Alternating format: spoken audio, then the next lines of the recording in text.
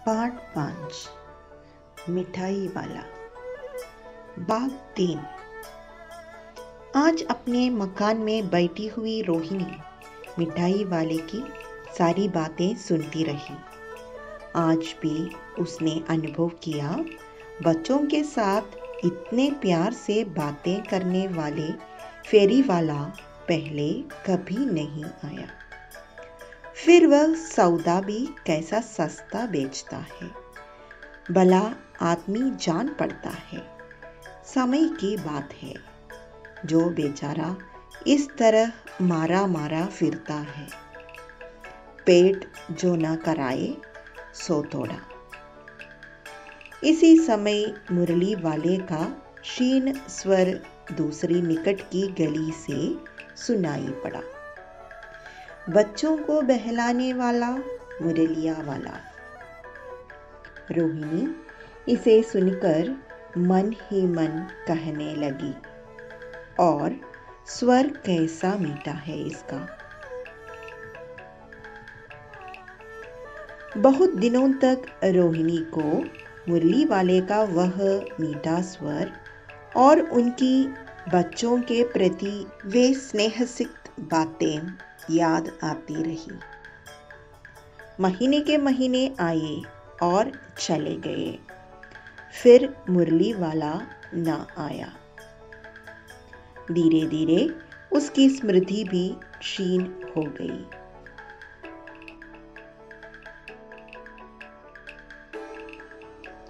बाग 4। 8 मास बाद सर्दी के दिन थे। रोहिणी स्नान करके मकान की छत पर चढ़कर आजानुलंबित केश राशि सुखा रही थी। इस समय नीचे की गली में सुनाई पड़ा बच्चों को बहलाने वाला मिठाई वाला। मिठाई वाले का स्वर उसके लिए परिचित था। झट से रोहिणी नीचे उतर आई। उस समय उसके पति मकान में नहीं थे। हाँ, उनकी वृद्धा दादी थी।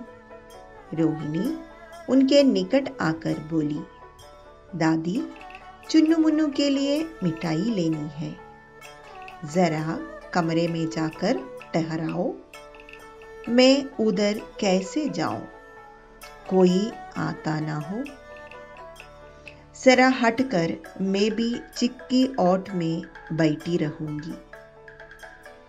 दादी उठकर कमरे में आकर बोली, ये मिठाई वाले इधर आना। मिठाई वाला निकट आ गया। बोला, कितनी मिठाई दूं मां? ये नए तरह की मिठाइयां हैं, रंग बिरंगी, कुछ कुछ खट्टी, कुछ मीठी, जायकेदार, बड़ी देर तक मुंह में टिकती है, जल्दी नहीं धुलती। बच्चे बड़े चाव से चूसते हैं। इन गुणों के सिवा ये खांसी भी दूर करती है। कितनी दूं? चपटी, गोल, पहलदार गोलियां हैं। पैसे की 16 देता हूं।